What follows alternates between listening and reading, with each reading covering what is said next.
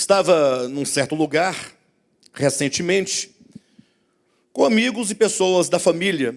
E há um casal muito próximo da gente, e eles são testemunhas de Jeová, né? E num dado momento, a pessoa, testemunha de Jeová, contando uma experiência, contando um caso para mim. Na hora eu fiquei assim um pouco pensativo, não sabia se eu falava na hora, se eu esperava um outro momento. Mas a pessoa se referiu a alguém dizendo assim: a pessoa, a fulano de tal, ela agora está na verdade. Nós conseguimos levá-la para a verdade. E ela dizia que conseguiu levar a pessoa para a verdade, se referindo, conseguiu ganhar aquela pessoa, conquistar aquela pessoa para a visão doutrinária das testemunhas de Jeová. Daí eu fiquei pensando, depois disso, que há muito tempo eu também estive na igreja adventista do sétimo dia, e lá é muito comum que eles digam: nós temos a verdade, nós possuímos a verdade, nós encontramos a verdade, nós pregamos a verdade. E não somente os TJs e os adventistas, mas a maioria das seitas, ou que sejam os segmentos que se fecham em si mesmos, sejam eles esses históricos que eu acabei de citar, sejam pentecostais, sejam tradicionais, não importa, mas observa-se que as religiões, a maioria delas, elas arrogam e trazem para si essa prerrogativa de serem detentoras da verdade. E quando você passa a observar cada um desses segmentos, o que se observa é o que eles chamam de verdade. O que é a verdade, afinal de contas? Aí você olha para um segmento tal, lá você encontra alguém dizendo que a verdade é que Deus te proíbe fazer transfusão de sangue. Eles entendem que você não pode doar sangue, digamos, para alguém que esteja precisando. E aí eles vão se basear num versículo lá do livro de Levítico, que diz algo parecido com isso, não exatamente isso, mas eles vão ter um versículo como referência e como embasamento de que eles receberam a revelação da verdade. Aí eles continuam dizendo que a verdade também inclui que você não chame Deus de Deus, que você não chame Deus de Senhor, que você não chame Deus de qualquer outro nome, senão que seja o nome Jeová. Aí eles insistem na fonética correta, na escrita correta, em um nome que, na verdade, jamais pode designar o ser que é absoluto, que é eterno, porque nome algum pode designar aquele que é infinito. Afinal, o nome, ele por si mesmo, já está dizendo, ele designa, né? Ele põe fins. Definição é pôr fim num dado objeto. Então, eu diria que um relógio se chama relógio, porque esse nome define exatamente esse objeto, em detrimento de tudo aquilo que não é relógio. No caso, nenhum nome poderia designar a Deus, porque Deus é eterno, Deus é absoluto, Deus é infinito, e, portanto, nenhum nome pode contê-lo. Evidentemente que nós vamos encontrar na Escritura vários nomes com os quais Deus foi designado, mas são nomes que são meramente pedagógicos, para falar de algum aspecto da obra divina num dado momento, numa dada circunstância, para uma dada pessoa. Mas eu quero dizer que chamam de verdade o fonema, né? A maneira como se pronuncia, ou que seja o nome de Deus, ou o doar ou não doar sangue. Você vai para outro segmento, eles vão dizer: não, a verdade é que você não pode trabalhar em dia de sábado.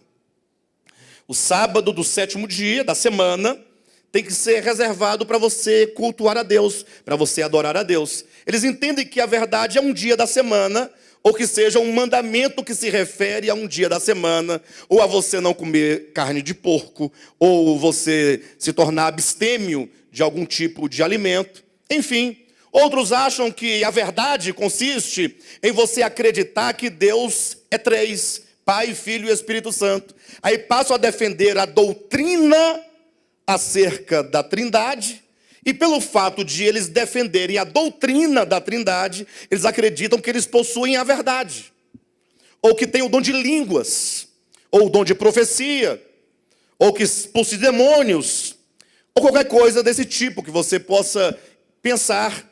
Então, cada segmento traz consigo algum conjunto de doutrinas ou de práticas a que eles chamam de verdade. Não sei se você concebe o que eu estou dizendo, mas eu não posso conceber exatamente que verdade seja essas doutrinas, absolutamente. A verdade é algo eterno, a verdade é algo que deve ser muito maior do que um segmento, num dado tempo da história de uma religião, até porque a própria Escritura declara que a verdade é a expressão exata do próprio Deus, que é a realidade. Vamos falar disso amanhã. Mas eu comecei falando sobre isso para chamar a sua atenção, porque nesses 4 dias nós vamos fazer uma abordagem um tanto exaustiva de vários aspectos das Escrituras e que talvez você tenha ouvido muito disso no passado, mas a grande questão que eu vou levantar e que você deve me acompanhar a cada passo é exatamente a pergunta se aquilo que você ouviu no passado, aquilo que você aprendeu no passado, está em consonância com a verdade de Deus revelada nas Escrituras. O nosso desafio é que você acompanhe cada ponto que será abordado, a começar de hoje. Hoje eu vou falar sobre a vida. Amanhã eu vou falar sobre a verdade. Depois de amanhã eu vou falar sobre o caminho. E por fim, no domingo eu vou falar a fim de que todos sejam um. Aí vamos chegar ao nosso tema. Nós vamos discorrer a Escritura desde o princípio, como que tudo surgiu, como que tudo começou, como que houve o processo de criação, depois o processo da queda, as misérias que afetaram toda a humanidade, como que o Pai interveio na história humana com o plano de redenção. Vamos compreender exatamente acerca de como funciona essa redenção de Deus, como o homem pode ser efetivamente salvo, até que nós então cheguemos à escatologia bíblica e possamos perceber como que essa salvação de Deus, ela se cumpriu cabalmente em toda a história, em toda a humanidade, em toda a criação.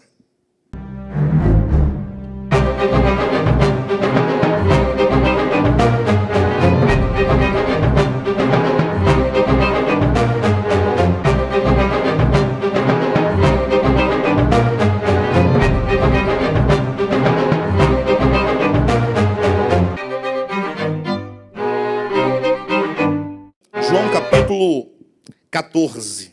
Vou ler aqui do versículo 1 até o versículo 6, que diz assim: Não se turbe o vosso coração, credes em Deus, crede também em mim. Na casa do meu Pai há muitas moradas. Se assim não fora, eu vou-lo teria dito, pois vou preparar-vos lugar.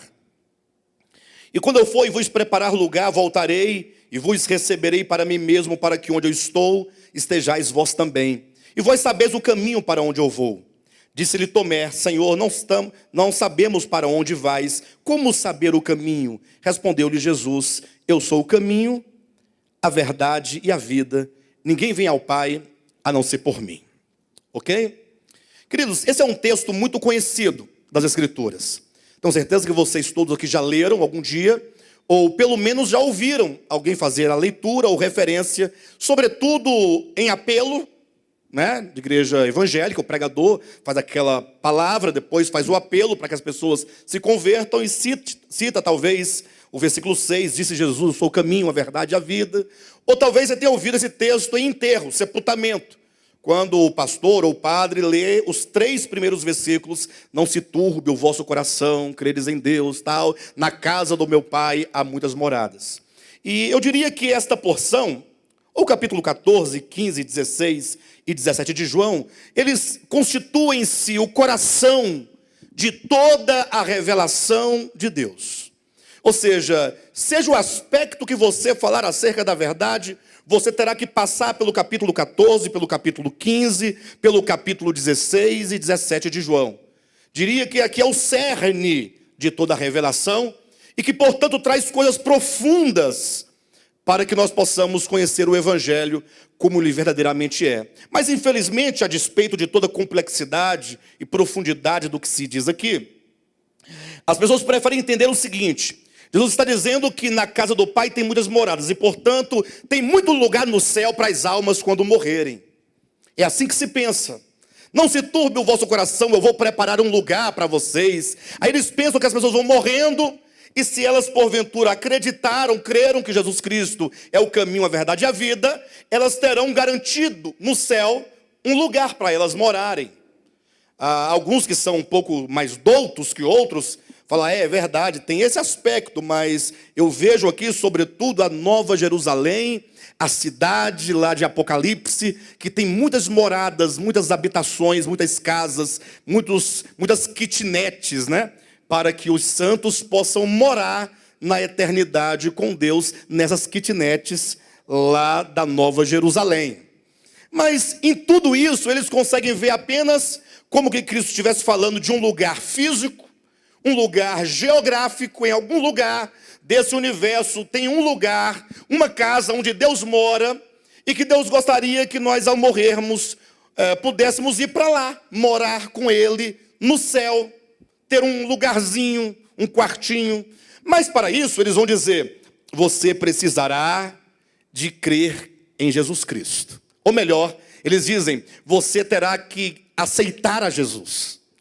E aí então eles vão te ameaçar com o fogo do inferno, ou com o lago de fogo, vão te ameaçar com a macumba, com as doenças, com as misérias, com o desemprego, com a morte, e por fim com a morte eterna, o lago de fogo.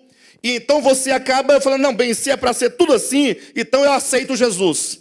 E aceitar a Jesus, eles resumem como você levantando a sua mão, atendendo a um apelo, você indo à frente e fazendo uma oração com o pastor. Eles entendem então que você agora se agrega a uma igreja evangélica por filiação, depois de passar pelas águas do batismo, você se torna membro daquela comunidade, daquela igreja evangélica, daquela denominação. E daí, se você permanecer fiel, indo aos cultos, levando o seu dízimo, jejuando, fazendo sua campanha, cantando no coral, não bebendo aquela bebida ou comendo aquela comida, nem frequentando aquele lugar, então, no final dos seus dias, você vai para onde?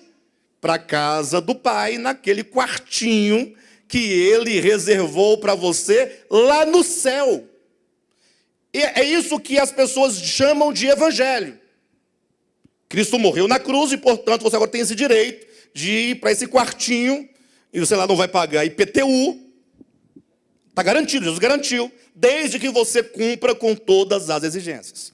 E eu não posso crer que o evangelho se reduza a esse pensamento tão mesquinho, tão pequeno, a um pensamento que chega a ridicularizar a verdade de Deus, uma vez que Deus, Ele é muito grande. E, portanto, o meu convite a vocês é que nós comecemos agora a considerar alguns pontos. Eu não vou dizer dessa casa do Pai exatamente hoje ou imediatamente. Nós vamos ter que construir todo um caminho de trás para frente, porque eu digo, nós estamos aqui, digamos, no ano 2000, se tomarmos a cronologia de Gênesis, estaríamos há 6.000 anos depois de Adão. Então nós temos que olhar para trás, para o começo, como quem reconstrói uma história, e nós vamos então caminhando de lá até chegarmos nos dias atuais. Aí você, quando compreender o seu atual momento na história, aí nós vamos avançando até o final para compreendermos a escatologia, compreendermos as coisas do fim. Não podemos pensar que você, ignorando o passado, você vai entender o seu presente. Então, uma vez que a Escritura nos proporciona essa revelação das coisas passadas, nós vamos começar de lá, vindo, caminhando, até chegarmos no atual momento, e daqui compreendermos então a escatologia bíblica, o significado da eternidade, o significado da volta de Cristo e outras coisas mais, ok? E para tanto, eu quero tomar esse versículo 6, será um versículo guia do nosso raciocínio, do nosso estudo, nesses dias, quando Jesus fala, em resposta a Tomé. Observe, ele fala assim, olha, vocês estão perturbados, vocês estão com um conflito no coração em virtude do momento, porque Jesus estava indo à cruz, ele ia morrer em seguida. Os discípulos começaram a perder a esperança, chegaram a duvidar de Cristo. Assim, olha, Jesus não é o Messias, e por que que então ele próprio está conturbado, e ele próprio está dizendo que ele vai voltar ao Pai? E é nesse momento que Cristo fala, não, calma, não se turbe o vosso coração. Se vocês creem em Deus, então vocês também devem acreditar em mim. E eu quero dizer para vocês que na casa do meu Pai há muitas moradas. E vocês precisam, portanto, ir para a casa do Pai. Ou seja, para que onde eu estou, vocês também estejam. Observe que o próprio Cristo começa a sinalizar, dizendo, olha, eu estou no Pai. Olha o versículo 3.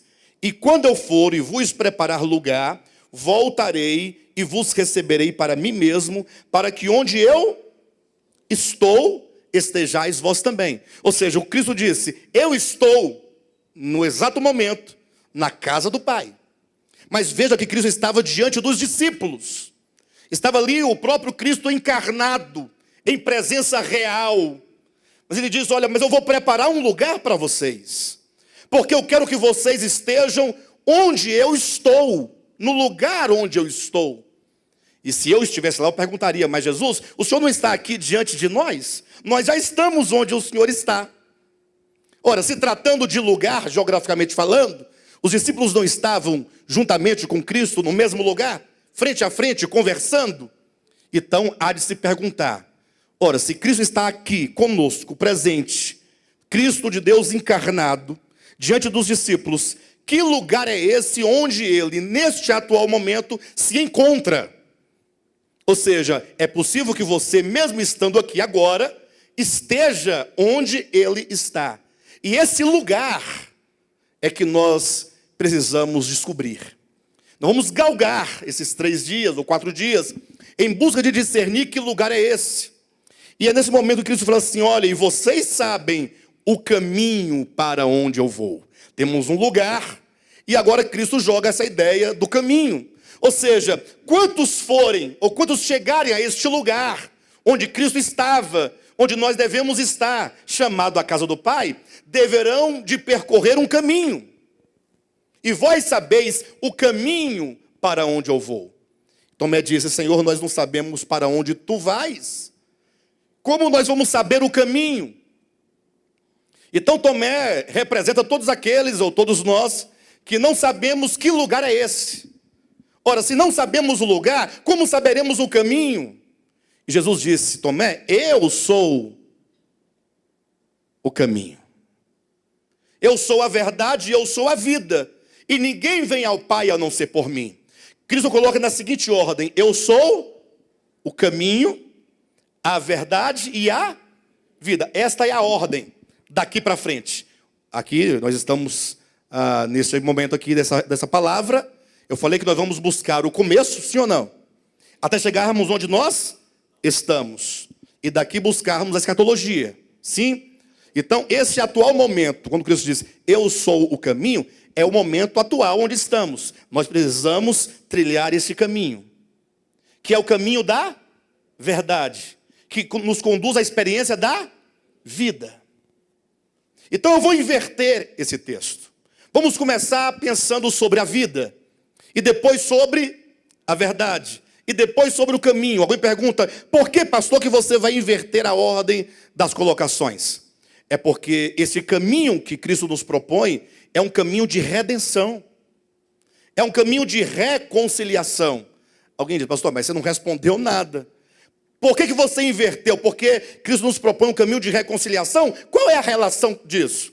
É porque a palavra redenção ou a palavra reconciliação pressupõe que alguma coisa fora perdida. Ou seja, Deus criou o homem originalmente numa determinada base para um determinado fim, e alguma coisa no percurso aconteceu que tirou o homem desta vida, do desfrute da vida. O homem, ele está em morte, ele está enfermo, ele está morrendo, ele está sofrendo, ele está no pecado, ele não conhece a verdade.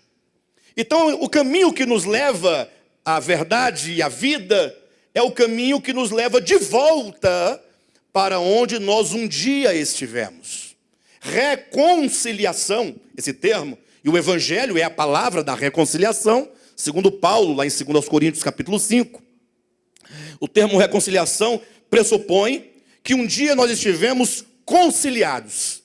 Reconciliados. Então esse reconciliados significa, esse com é mutualidade. Nós estávamos unidos, completamente juntos, não somente organicamente, mas na mente, no coração. Mas alguma coisa ocorreu que separou o homem de Deus. Houve um rompimento, que é o problema do pecado. Quando Cristo diz, ou Isaías diz no seu livro, que os nossos pecados é que fazem separação entre nós e Deus. Então, por causa do pecado, houve esse rompimento. Aí vem o Evangelho para nos reconciliar. Ou seja, outra vez nos fazer sermos unidos àquilo ou àquele que a quem nós nunca deveríamos ter saído dessa plena, dessa rica comunhão. Então, a razão por que nós vamos inverter é porque nós vamos retomar a ideia inicial para reconstruirmos o caminho, descobrirmos onde foi que houve o erro, qual foi esse erro, e como que o Evangelho corrige esse erro, e como que nós, concebendo tal entendimento, podemos então, a partir de agora, trilhar o caminho da verdade em direção à vida. O tema de hoje é a vida, ou o ser, o cosmo e o homem. O ser, ou a vida, ou Deus, como você queira colocar. Quando se fala sobre a vida, infelizmente nós pensamos nessa vida humana. Ah, eu tenho vida, o fulano tinha vida, o fulano morreu. Ou pensamos em vida eterna no sentido de, quando nós morrermos, se nós formos salvos, nós vamos viver eternamente com Deus. Sempre pensando em viver para sempre, ou que seja, existir para sempre em nome de vida eterna. Mas não é esse o conceito das Escrituras. Eu quero começar a chamar a atenção de vocês para a principal personagem de toda a história, que é o próprio Deus. Deus enquanto origem de todas as coisas, como causa ativa de todas as coisas, aquele que tudo criou, que tudo gerou, e que é Ele próprio a vida em tudo que existe. Vamos ler aqui rapidamente alguns textos. Abre sua Bíblia em 1 Timóteo, capítulo 1, versículo 17. Diz assim: assim ao Rei eterno, imortal, invisível, porém, assim ao Rei eterno, imortal, invisível, Deus único, honra e glória pelos séculos dos séculos. Bem, nós temos aqui, logo, o apóstolo Paulo falando acerca de Deus. Ele fala, olha, este é o Rei eterno. Se ele é eterno, ele não tem começo e nem fim. Se ele é imortal, ele é dotado de eternidade. Aqui o imortal é no sentido de aquele que tem a eternidade como atributo em sua própria natureza. E diz acerca dele que ele é invisível, ou seja, é aquele que não pode ser visto, que olho algum jamais viu, nem é capaz de ver, como diz no capítulo 6 deste mesmo livro, mas esse Deus que não pode ser visto por olhos humanos. E aqui eu começo a colocar um aspecto importante, porque um dos argumentos daqueles que dizem não crer em Deus, dos ateus, é dizer assim, você já viu Deus? Esse é o grande argumento. Se você nunca viu, então como é que você pode acreditar em algo que você nunca viu? Então a própria Escritura, ela já vai trazendo a nós essa ideia. O Deus eterno, o Rei eterno, imortal, aquele que é dotado de eternidade, é o Deus que não pode ser visto. Alguém argumenta, mas se ele não pode ser visto, como eu posso experimentá-lo? Como eu posso adorá-lo? Como eu posso ter uma experiência real com esse Deus?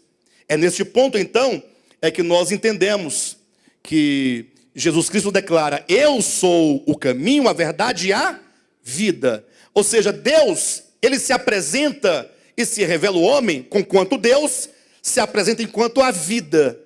Alguém pode falar, pastor, mas você está reduzindo Deus à vida? E é nesse ponto que eu quero que você pense comigo.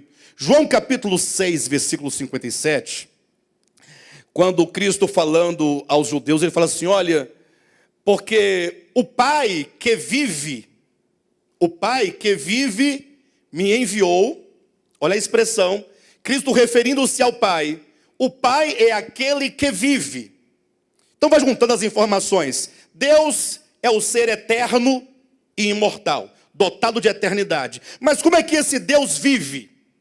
Ora, simplesmente se declara que ele vive por si mesmo.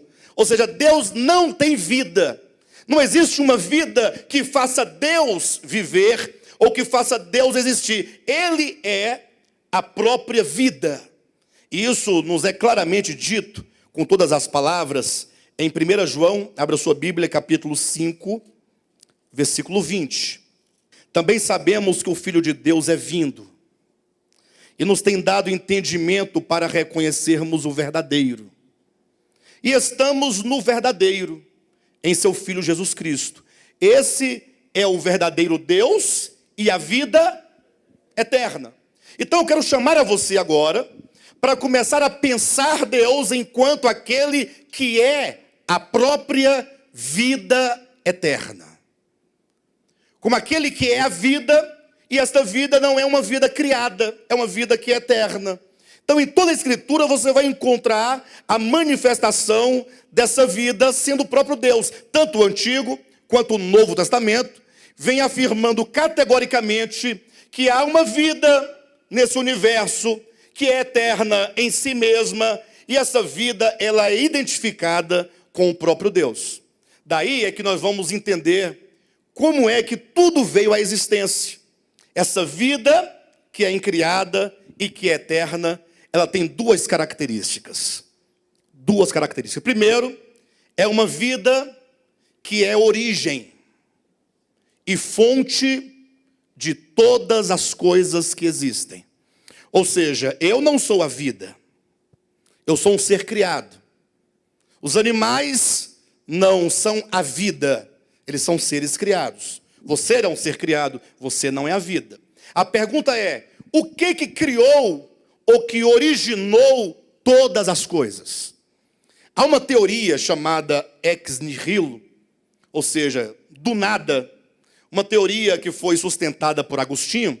Interessante que eu vou fazer uma crítica a Agostinho agora. Daqui a pouco vou ler um pequeno texto de Agostinho que louva, né? Coloca o entendimento dele para cima.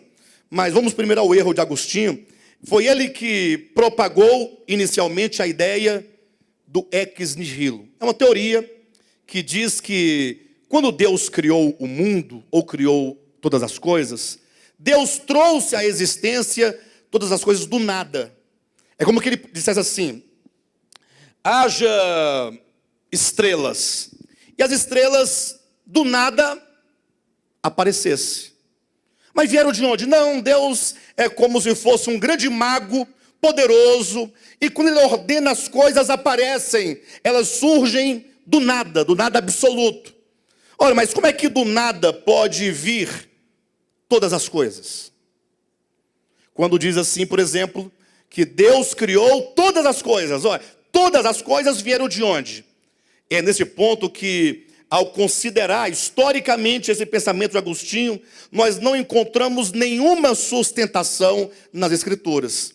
E você precisa desconstruir, ou pelo menos verificar, inicialmente pelas Escrituras, que essa teoria ex nihilo, ou que tudo veio à existência do nada, não tem consistência nas Escrituras. Querem ver? Abra sua Bíblia no livro de Hebreus, no capítulo 11, versículo 3.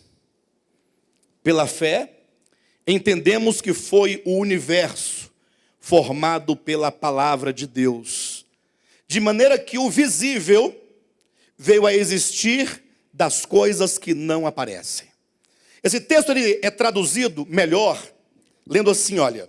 Pela fé entendemos que os mundos foram formados pela palavra de Deus, de modo que aquilo que é visível veio a existir daquilo que é invisível.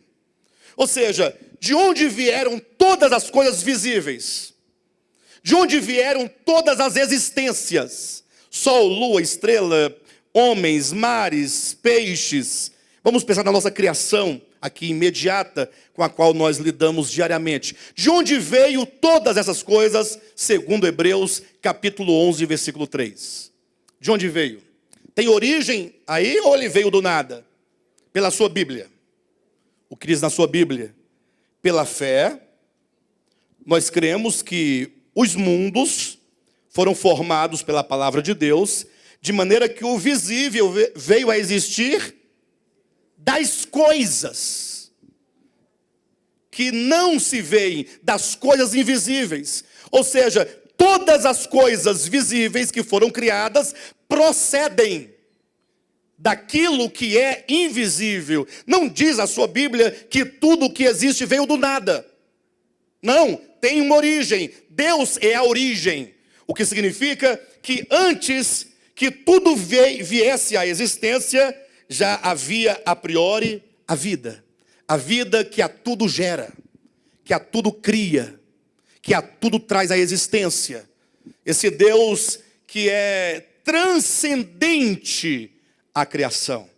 Então, decore isso, eu digo transcendente, porque ele está além da sua criação.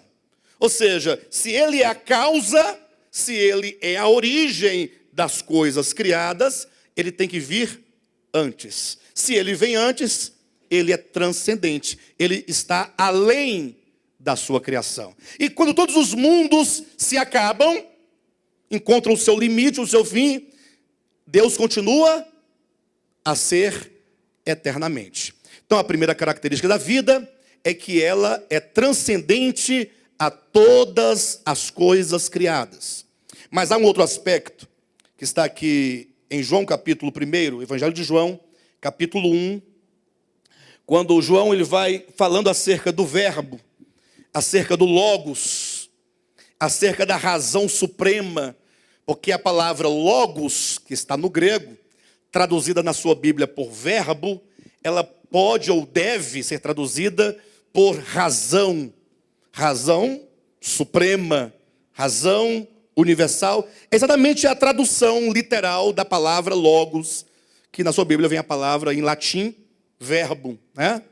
João diz assim, olha, no princípio era o verbo estava com Deus e o verbo era Deus.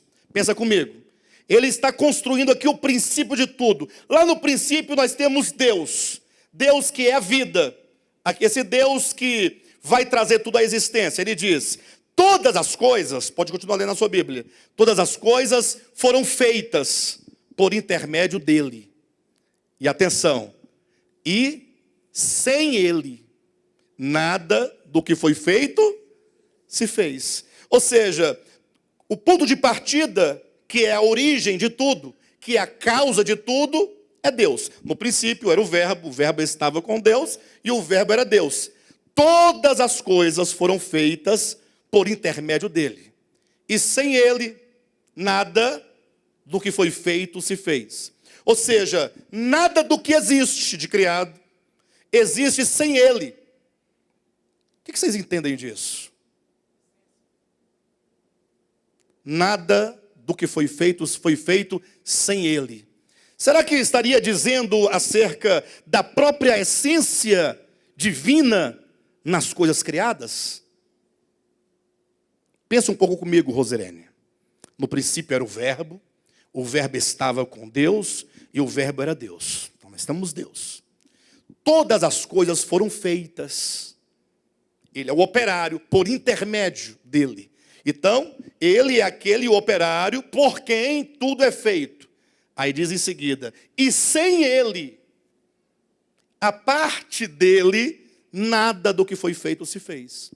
E para que então tire qualquer dúvida do que signifique essa expressão, sem ele, basta que você leia o versículo seguinte, que é o versículo 4. A vida estava nele. E essa vida que estava nele era a luz dos homens.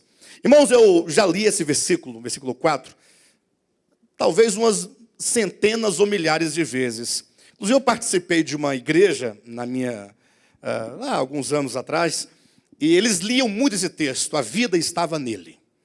Eles falavam muito sobre esse texto, a vida, a vida, a vida. Só que eles diziam a vida enquanto a vida que é Cristo, a ser desfrutada somente por algumas pessoas que fossem salvas nesse sentido.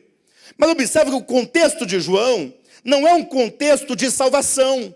Não é um contexto de pregação de evangelho para alguém crer no evangelho, ser salvo e somente sendo salvo venha desfrutar dessa vida.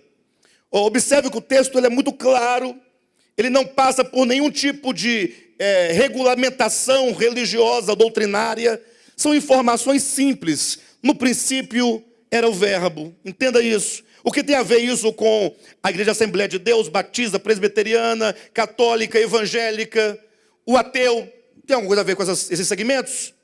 No princípio era o verbo estava com Deus, o verbo era Deus, pronto.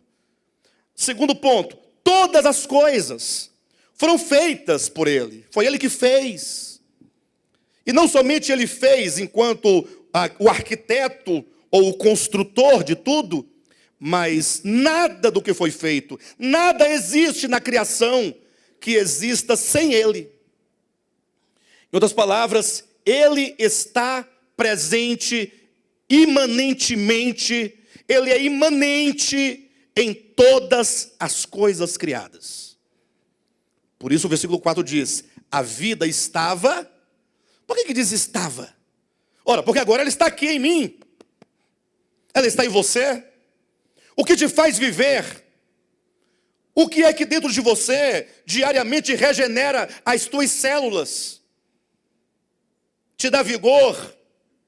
Faz com que seus órgãos, os sistemas funcionem. Essa vida é o próprio Deus. Deus, portanto, Ele é imanente em todas as coisas criadas. Esse Deus que é eterno, que tem como atributo a eternidade, que é imortal, que é a própria vida, Ele é imanente em todas as coisas criadas. E Ele transcende a todas as coisas criadas. Ele não é a criação. A criação, já está dizendo, são criaturas, são existências. Mas é Ele que gerou isso aí. Cada coisa. E é Ele que dá vida, que vivifica, que embeleza, que alimenta, que sustenta. Desta maneira é que Agostinho foi um homem de muitas contradições. Ele afirmava algumas coisas num dado momento da sua experiência, no outro momento ele falava outra coisa diferente. Isso porque Agostinho ele tinha uma formação filosófica antes da sua conversão muito forte. Quando ele se converte, ele tem que assumir uma outra perspectiva filosófica em razão da Igreja Católica Romana. E aí então ele afirmava algumas coisas da sua consciência, da sua convicção, num dado momento, noutra ele negava. Então eu vou ler aqui um trecho que eu particularmente acredito na veracidade das palavras de Agostinho. Eu pedi para o Gilson colocar aqui, para vocês poderem acompanhar a leitura. Olha o que Agostinho fala acerca desta imanência de Deus no homem. Ele diz assim, Deus está no homem, e este em Deus. Veja que ele não diz que Deus está nos crentes, é no homem. Deus está no homem e este em Deus. E como invocarei meu Deus e meu Senhor, se ao invocá-lo, o faria certamente dentro de mim? E que lugar há em mim para receber o meu Deus? Por onde Deus desça a mim, o Deus que fez o céu e a terra? Senhor, haverá em mim algum espaço que te possa conter? Acaso te contém o céu e a terra que tu criaste, e dentro dos quais também criaste a mim? Será talvez pelo fato de nada do que existe sem ti, que todas as coisas te contêm? E assim, se existo, que motivo pode haver para te pedir que venhas a mim, já que não existiria se em mim não habitasseis? Ainda não estive no inferno, mas também ali estás presente. Pois se ao descer ao inferno, ali estarás. Eu nada seria, meu Deus, nada seria em absoluto, se não estivesses em mim. Talvez seria melhor dizer que eu não existiria de modo algum, se não estivesse em ti. De quem, por quem e em quem todas as coisas, em quem existem todas as coisas. Assim é, Senhor, assim é. Como, pois, posso chamar-te, se já estou em ti? Ou de onde has de vir a mim? Ou a que parte do céu ou da terra me hei de recolher para que ali venha a mim o meu Deus? Ele que disse, eu encho o céu e a terra. Vocês entenderam? Quem não entendeu, depois pode pegar o livro Confissões, e este é o primeiro parágrafo do 2º capítulo de Confissões. Mas Agostinho, ele, num momento de sobriedade, ele entende, porque esse capítulo chama invocação. Ou seja, ele vai invocar, aí quando ele começa a orar para invocar a Deus, ele fala, ora, peraí, como é que eu vou invocar a Deus? Invocar não é chamá-lo para si? Ou não é? E eu vou chamá-lo de onde? Onde é que ele está? Porventura não está aqui? Não habita ele dentro de mim? Como poderia chamá-lo para algum lugar onde ele sempre esteve? Porque ele está em todos os lugares. Ele usa a palavra do salmista, Salmo 139. Se eu subir na mais alta montanha, lá tu estás. Se eu descer ao abismo, ou ao inferno, ou ao tártaro, lá eu te encontrarei. Ele é aquele que enche todas as coisas. Não existe lugar onde ele não esteja. Deus, ele, e o cristianismo assevera e prega, e os crentes costumam falar assim, Deus é onipotente, Deus é onisciente, e Deus é onipresente. Eu ouvi isso a minha vida inteira. A minha mãe dizia 24 horas que Deus era onipotente, onipresente, onisciente. Só que eu nunca tinha entendido o que é ser onipresente. Vocês já pararam para pensar sobre isso? O que quer dizer que Deus é onipresente? Hã? Vou fazer uma pergunta para vocês, eu não estou nem aí. Quem aqui acredita no coração que Deus é onipresente? Eu vou fazer diferente. Quem não acredita que Deus é onipresente? Mas eu pergunto, vocês acreditam mesmo? Sinceramente? Agora, o que quer dizer onipresença? Omni, do latim, quer dizer todo. Presença, ele está presente em tudo. Não há lugar onde ele não esteja. Bem, eu não acredito no que eu vou dizer agora, mas para você que acredita, me responda. Deus, ele está no inferno? Lá onde você pensa que tem um caldeirão, que tem fogo. Eu não vou por esse caminho, mas você que pensa assim, se houvesse isso, Deus estaria lá? No abismo? E no centro de Macumba? Na encruzilhada também? Você vai por esse caminho, José? Você acredita que está sendo em Macumba? O tamborzão e o preto velho está descendo e tal, e tudo. O caveira, o pilintra e todo mundo. E Deus lá no meio. Esse é o grande detalhe. É que nós sempre pensamos Deus como um homem. Um homem como nós, só que é espírito. E só que ele é todo poderoso, ele pode tudo. E ele é cheio de restrição. E nós temos que perceber que a onipresença de Deus não quer dizer aquela presença que nós costumamos invocar quando nós vamos orar e falar, Senhor, estamos na tua presença, ou dá-nos a tua presença, no sentido da sua aprovação, da sua unção, do seu mover. Essa onipresença de Deus quer dizer, não pode haver, pela lógica e pela escritura, nenhum finito que esteja privado do infinito. Se todas as coisas que existem na sua somatória são finitas, tem um fim, como pode o infinito não estar presente nelas? E como pode o finito não estar dentro do infinito? É possível, queridos? É possível? Entendam isso, porque isso tem tudo a ver com a sua vida. Tenha paciência. Talvez seja, não estou entendendo nada. Calma, vai dar certo.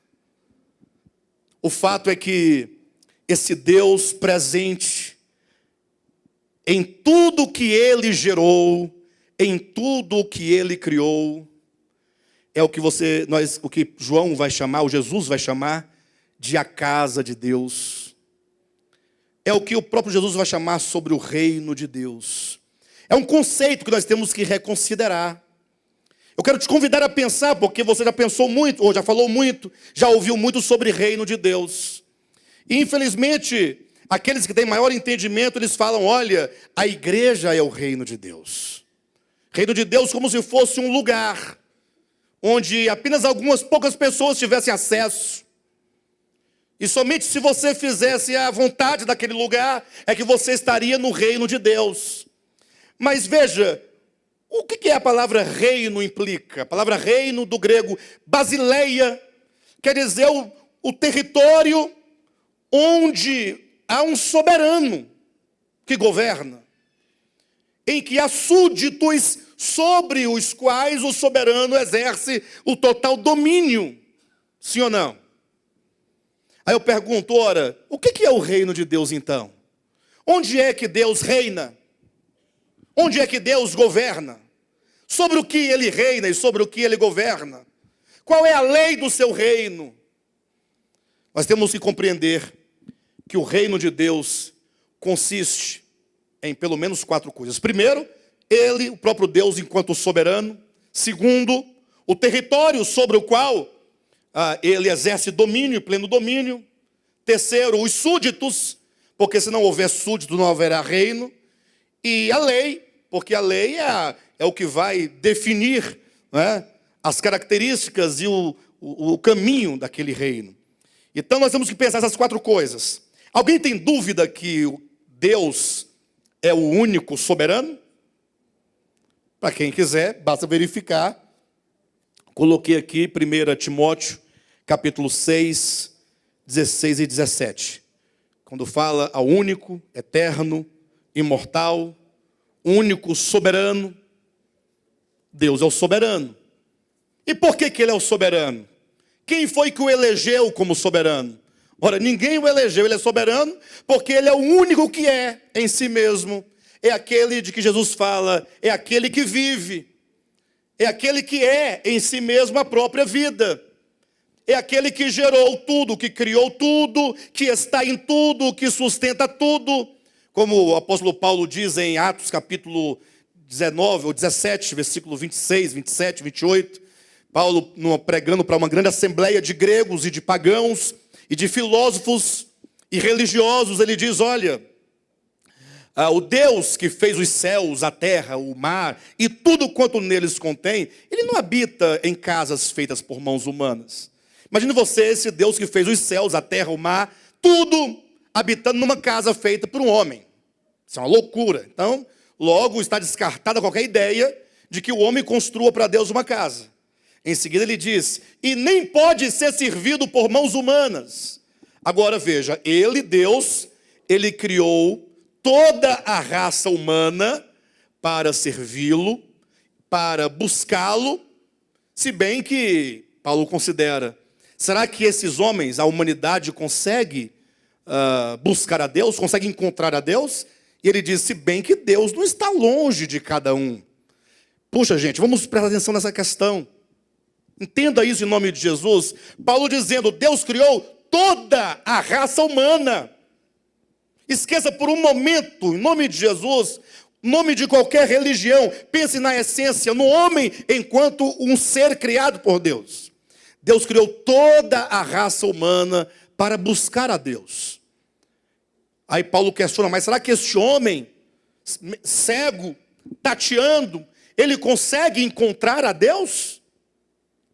E aí Paulo fala, bem, se bem que Deus não está distante do homem. Deus não está distante de você. E onde é que Ele está, Paulo? Aí Paulo fala umas palavras que, misericórdia, só alguém iluminado por Deus para ter tal discernimento da verdade, Veja que a verdade não é algo estanque, pertencente à denominação A, B ou C, aquele segmento, aquela religião. A verdade é algo existencial, está para todo o cosmo. Paulo diz, porque nele vivemos, nele nos movemos, nele existimos. O homem pode não crer em Deus. Não, eu não creio em Deus, eu sou um ateu, confesso. Ateu, confesso. Mas você existe nele. Você não existe em si mesmo. Você só pode se mover nele. Mas eu não acredito. Não, continue a não crer. Mas o fato de você não crer não te tira, não te exclui dessa vida em quem todos estão.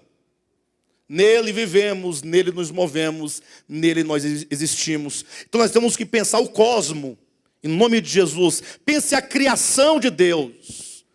Todas os sóis, as luas, todos os planetas, todas as galáxias, todas as criaturas, toda a criação, ela existe em Deus, nele. E esse grande complexo de existência que se originou de Deus e que existe em Deus, é o território onde Deus, estando presente na criação, Ele é o soberano nesse grande território que é o cosmo, que é a criação. O reino de Deus é qualquer lugar que exista que Ele exerça domínio. Eu pergunto, Deus exerce domínio na lua? Ou não tem domínio lá? Nenhum domínio, não tem? Então é o reino dele. O pastor pensava que era a igreja, a nossa igreja, batista, presbiteriana, sei lá, Assembleia de Deus, DEVAP. Não, reino de Deus é todo lugar onde Ele tem domínio. Onde houver, que seja uma pedra, um verme, uma formiga, se Deus exerce domínio, reino de Deus.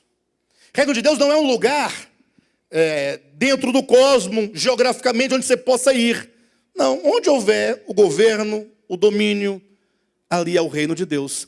Toda a criação, as criaturas, todos os seres, sejam homens, anjos, seja o que for, todos eles são os súditos de Deus nesse reino. Só estão ali por causa de Deus. Devem reconhecê-lo, devem adorá-lo, devem saber que existem por causa dele. Só podem existir nele. E a lei do reino de Deus é o próprio Espírito de Deus, que a tudo gerou, que a tudo fez, que a tudo criou.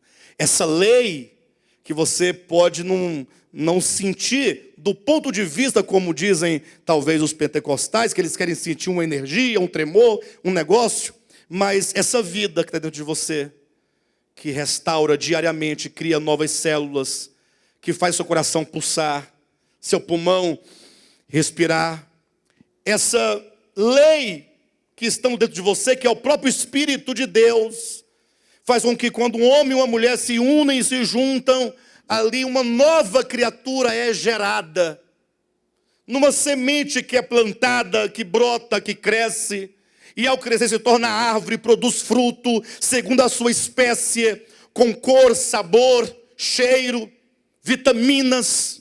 Todo o cosmo é tudo bem organizado. E a própria palavra cosmo já quer dizer que aquilo que é cosmo não é caos. É uma coisa em que há uma lei que organiza, que determina, que sustenta. Portanto, a partir daqui temos que pensar da seguinte maneira. Olhe para mim por um momento. No início, Deus, que nós vamos chamá-lo nessa conferência de vida, a vida eterna, aquele que é a vida, aquele que é incriado, aquele que é o ser por natureza. Ele gerou todos os mundos, todas as coisas. Dentre tudo isso, gerou você, gerou o homem, a criação. E agora isso aqui é todo lugar onde Ele reina, onde Ele governa, onde Ele é o soberano, por meio da lei, do Espírito de vida, que está imanente em toda a criação, e a ela transcende. E agora esse reino deveria ser uma coisa bela, maravilhosa. Não poderia ser diferente. Basta que você leia Gênesis capítulo 3, ou capítulo 2, quando é dito, no finalzinho ali do relato da criação, é dito, e viu Deus que tudo era muito muito bom. Imagine só o que não deveria ser esse cosmo. Reino de Deus, tudo em perfeita harmonia com Deus. Tudo de acordo com essa lei do Espírito de vida de Deus. Tudo em obediência, em amor, produzindo os frutos. Coisa maravilhosa. E isso nos leva a uma consideração e a uma conclusão. Todos os homens, vamos falar especificamente do homem, que é o nosso objetivo, eles estão no reino de Deus. Não há homem fora do reino de Deus. Eu sei que você está pensando em alguns textos que dizem que é necessário que nós entremos no reino de Deus. O homem é convidado a entrar no reino de Deus. Se não nascer da água do Espírito, não pode entrar no reino de Deus. Não tem tais textos? Calma, vocês vão entender ao longo dessas mensagens. Mas se você estabelecer, atenção, o conceito de reino de Deus, à luz da Escritura, se você estabelecer esse conceito, querem ver uma coisa? Abra sua Bíblia em 1 Crônicas. 1 Crônicas, capítulo 29, versículo 11. Olha o que diz aí. Teu Senhor é o poder. De quem é o poder? A grandeza, a honra, a vitória e a majestade. Porque teu é o quê? Tudo quanto há. Onde? Nos céus e na terra. Teu Senhor é o reino. E tu te exaltaste por chefe sobre todos. Se você constrói o conceito de reino de Deus, enquanto tudo aquilo que Deus criou, porque Deus agora não somente criou, mas Ele gerou, Ele está presente nessa criação. Ele exerce domínio sobre todas as coisas criadas nos céus e na terra, por isso o reino é dele. Como é que você poderá concluir que é possível que o homem esteja fora do reino de Deus? Pastor, mas está. O homem está fora do reino de Deus, porque Jesus disse para Nicodemos que se Nicodemos não nascesse de novo, não podia entrar no reino de Deus. E aqui nós temos que começar a pensar essas coisas. Querem ver uma coisa? Só uma pessoa, por gentileza, levanta a mão. Alguém aqui que nasceu de novo e, portanto, entrou no reino de Deus. Uma pessoa. Por favor, gente. Está ali. Está ali. Vou pegar o Vilmar. Valmir. Valmir, você nasceu de novo? Quando foi que você nasceu de novo? Quando foi que você desceu as águas? Você desceu as águas, é uma região de São Paulo? As águas, você desceu, é batismo nas águas. 2012 você entrou no reino de Deus? Aí eu pergunto para o senhor, como é que você entrou no reino de Deus? Como é que foi? É um lugar, tem uma porta, você foi até lá? Como é que foi a sua entrada no reino de Deus?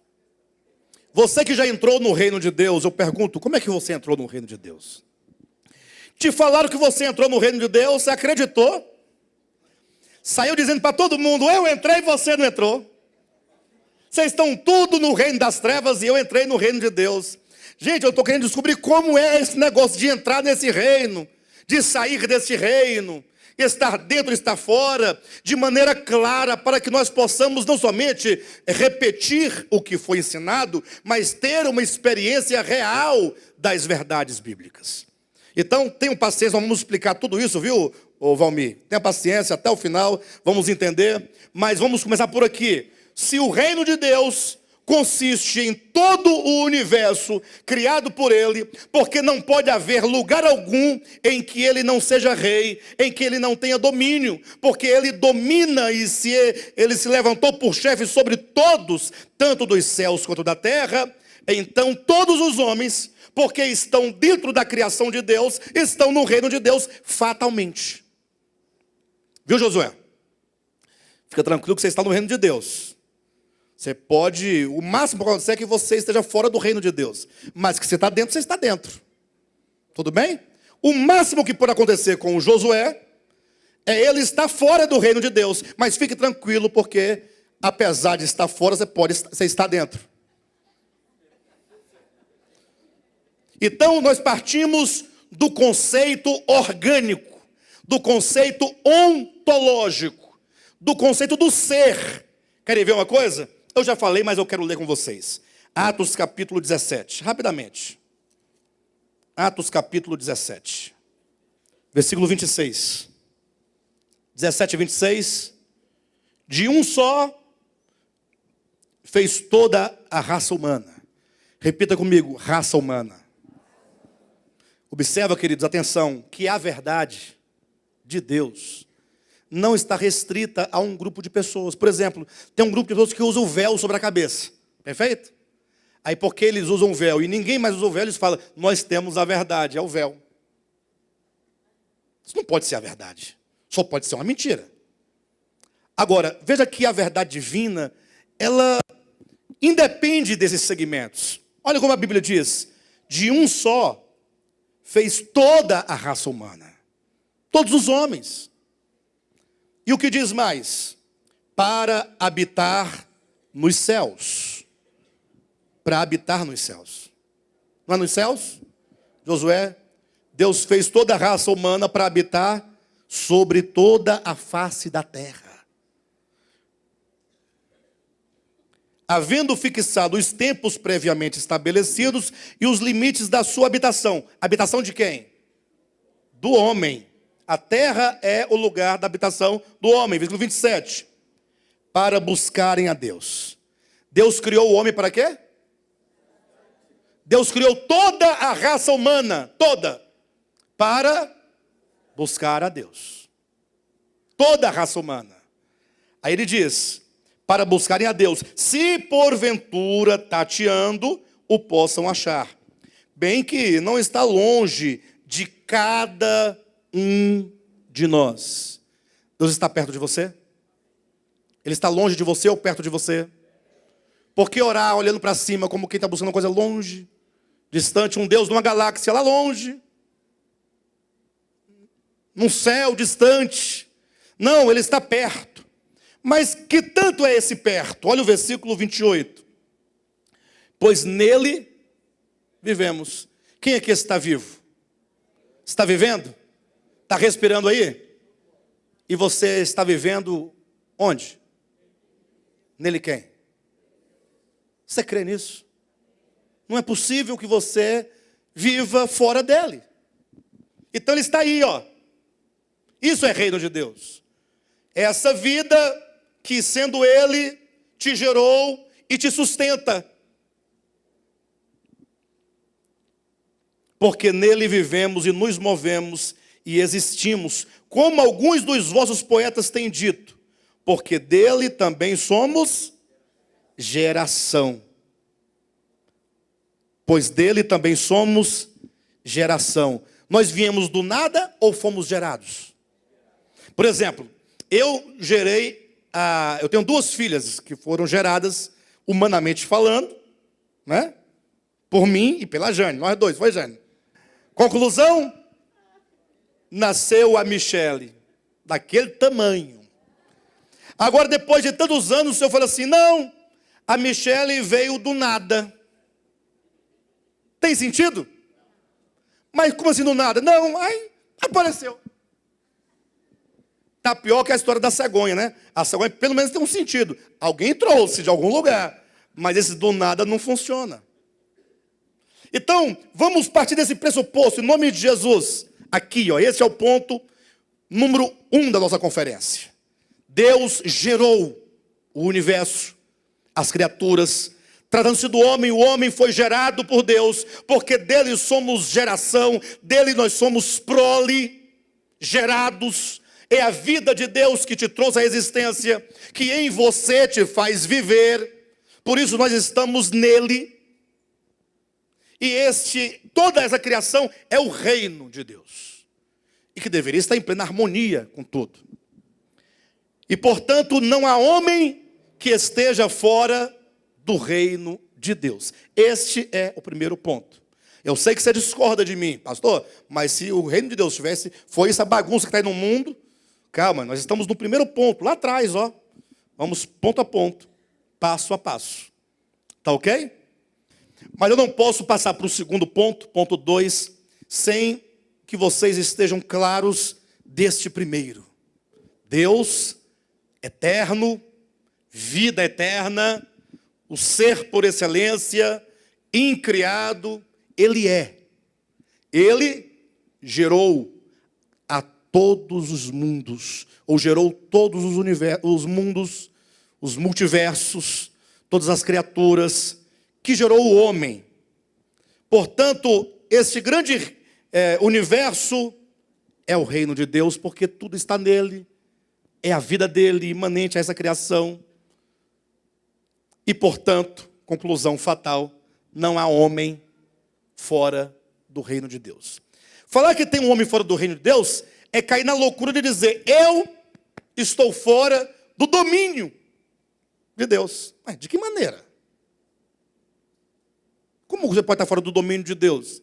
Se ele falar para o seu fôlego de vida, para o teu espírito, sai dele, você cai, morto. Sim ou não? E você não está no domínio dele? E quando você nasceu, você pediu para nascer? Quem foi que gerou?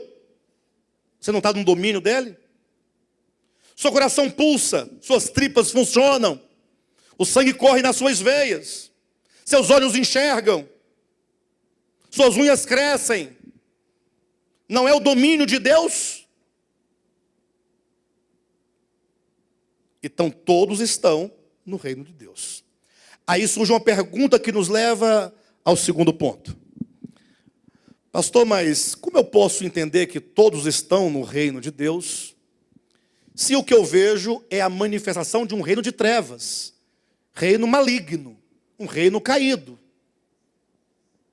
Nós temos não somente a morte como a consequência fatal de tudo, mas um tanto de misérias que assolam a humanidade. Isso é reino de Deus? Nós vimos a violência do homem sobre o homem, a maldade, a hipocrisia, a inveja, a corrupção. Isso é reino de Deus? Se todos os homens estão no reino de Deus, de onde vem essa maldade toda? É o segundo ponto que eu coloquei. Havia duas árvores no jardim. O capítulo 2 de Gênesis e o capítulo 3, quando Moisés fala ali alegoricamente acerca da criação do homem, logo nos traz a seguinte ideia. O homem foi posto no jardim e no centro do jardim foram plantadas duas árvores, a árvore da vida e a árvore do conhecimento do bem e do mal. E aqui começa a nossa história. Aqui começa a história do homem, da queda do homem, como que o homem, estando no reino de Deus e sem poder sair do reino de Deus, como que ele, ao cair, perdeu o reino de Deus. Mas não perdeu o reino de Deus porque dele saiu, perdeu na sua consciência, no seu coração. Como que o homem, ele foi iludido, foi enganado, desertou-se da casa do pai, passou a ser um peregrino errante, sem Deus, vindo a viver em profunda miséria, como podemos ver atualmente. E é importante nós entendermos que essas duas árvores no meio do jardim, infelizmente nós estamos no século 21, não é? Não é 21, pastor Renato? Século 21. Vivemos já na era da pós-modernidade. Já passamos da era da antiguidade, a era dos mitos. Entramos na era clássica dos gregos, a era da filosofia. Depois já veio a Idade Média toda. Depois veio o Renascimento, o Iluminismo, a modernidade. Estamos na pós-modernidade e o homem pós-moderno. Espante-se, pastor Giovanni.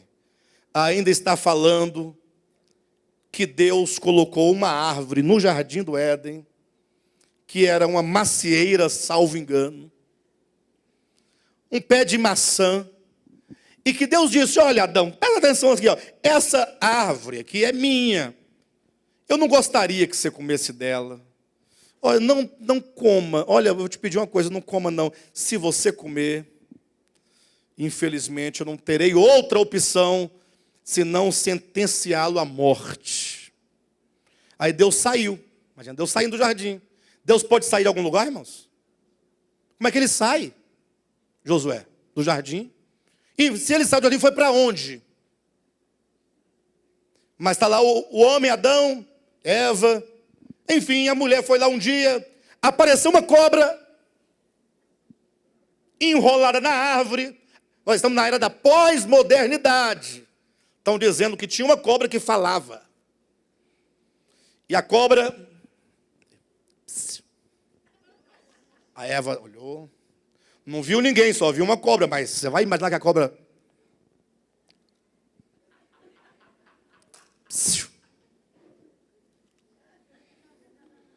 E até que a mulher foi procurando, falou assim... Olhou para a cara da cobra. Será que é essa cobra mesmo? E não era que era cobra? Na pós-modernidade. E papo vai, papo vem com essa cobra. A mulher foi convencida de comer uma maçã. Miserável maçã. Uma mordidinha de nada, Jailson. De nada. Uma mordidinha. Aí foi lá, levou para o marido dela. Mais outra mordidinha. Nem comer a maçã toda. Aí Deus veio. Expulsou o homem do jardim. Ficou furioso. E Deus encheu o mundo de todo tipo de miséria possível. Dentre elas a pedofilia, o estupro, o homicídio, o suicídio. O que você quiser colocar de coisa ruim aí, tudo por causa da maçã. Você acredita nisso? É possível que alguém em sã consciência chame isso de revelação de Deus? Pastor, mas se está escrito, você está duvidando da palavra de Deus? Não estou duvidando de nada, eu estou duvidando da sua interpretação. Porque a Bíblia, sobretudo o livro do Gênesis, é um livro de alegorias, é um livro de rudimentos, que precisa de ser compreendido, sendo elevado dos símbolos para o seu significado espiritual. Você acredita por causa de uma maçã? Pastor, a Bíblia não diz maçã. Eu sei que você estudou, mas diz o quê? Não sei, podia ser banana, mexerica, uva, siriguela, qualquer coisa. Mas não importa que fruta seja esta. Você acredita que toda essa miséria da humanidade foi por causa de uma fruta? E o pior, que depois de tanta miséria, Deus ainda construiu um lago de fogo. Viu, Josué? Fogo. E não bastasse o fogo, tacou enxofre dentro. Para pegar toda a humanidade, a maioria dela, porque a maioria não é evangélica. A maioria é budista, é islamista, é muçulmano, é o que mais? Católico, é espírita, o que mais? Pastor, me ajuda aí, isso aqui tem um vernáculo grande. Lato, amplo. Aí, tá vendo? Todo esse povo aí. Como a maioria não é evangélico, vai para onde? Porque está sendo dito todo dia que só vai para o céu só os evangélicos. Eu sei que você não está concordando comigo, mas você vai para casa pensar. Você pode não concordar, mas vai ficar lá pensando. Aí Deus construiu um lago de fogo, enxofre, encheu de demônio com garfo, o capeta, para jogar as almas de quase 7 bilhões, porque os evangélicos são quase nada diante da humanidade atual. Quase 7 bilhões de pessoas dentro desse tacho. Fora os bilhões e bilhões que vieram antes, que já morreram. Você começa a contar de lá, eu acho que esse lugar nem vai caber, esse tacho. Que tamanho é esse tacho? Mas não basta que o tacho seja grande e que haja fogo e enxofre e capeta com garfo para ficar furando de baixo para cima. Esse povo vai ficar nesse tacho. Nós estamos no século 21, era da pós-modernidade. O homem está pensando isso. Essas almas vão ficar lá, sabe quanto tempo? Pelas eternidades, sem fim.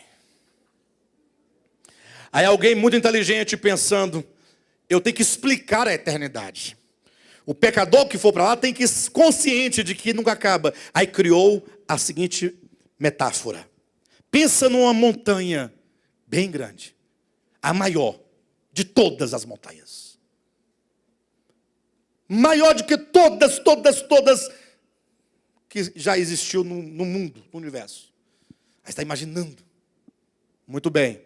Essa montanha foi feita de um material duríssimo. É uma pedra duríssima. Não dá para arrancar nem uma lasquinha dela. Não tem objeto que consiga arrancar uma lasquinha dessa montanha. Aí você está pensando. Agora imagine que a cada 100 anos vem um passarinho. Aí ele chega lá bem lá no topinho assim do monte, aí ele amola o bico 3 vezes e vai embora. Daqui a 100 anos, outro passarinho vem, amola o bico e vai. Depois de 100 anos vem outro. Mas e daí? Aí ele fala assim, se porventura um dia essa montanha acabar, de tanto passarinho amolar o bico a cada 100 anos, passou-se apenas 1 segundo da eternidade. Enquanto isso, fogo neles, fogaréu pegando fogo. E o capeta com garfo e enxofre. Estamos no século 21, pastor Josué. E diz que isso é a revelação. Enquanto isso, do outro lado, meia dúzia de crente, com um capacete na cabeça, uma coroa, um pá de asas nas costas, em cima de uma nuvem, cantando. Glória, glória, aleluia. E o Josué com uma harpa grande. A mão nem alcança a última corda. E Deus sentado no trono, velho, achando bom. Feliz com a cantoria de vocês. Em vez de quando dá uma olhada no fogo, saber se está tudo em ordem. Hã? Tá tudo bem, tudo sob controle. Isso é para glorificar o meu nome. Mas Deus, aí eu estou lá no céu, né? Estou lá do céu. Aí eu estou lá, Deus, eu estou olhando aquele povo pegando fogo lá, não sai nunca. Qual que é o motivo mesmo? Porque passou tanto tempo, eu esqueci.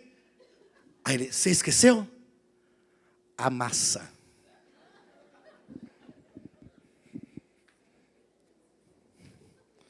Mas por causa de quê? Hã? Por causa de quê, pastor José? A maçã. Dá até um filme, né? A maçã. Aí eu pergunto, isso é a revelação de Deus? Esse é o projeto de Deus? Que Deus é esse? Que projeto é esse? Você teria um projeto melhor ou não? Pastor, mas está escrito, você vai duvidar? Não, duvido do que está escrito. Precisamos compreender o sentido, o significado. Quando compreendermos o significado, a árvore do conhecimento, a árvore da vida são símbolos de verdades, e verdades tão verdadeiras, que você fatalmente se verá, ainda hoje não, por causa do tempo, mas ainda amanhã, você se verá, ou ver-se-á diante desta árvore. Essa árvore sempre existiu. E sempre esteve presente, não diante de Adão somente, mas diante de você. Você vai entender que ela é real. Que quando Moisés colocou a árvore lá, ele colocou como uma metáfora, uma linguagem bem rudimentar. Mas isso fala de coisa verdadeira, da qual ninguém escapa. Aí nós vamos entender o motivo de todas as misérias, das quais Deus não é responsável. Absolutamente.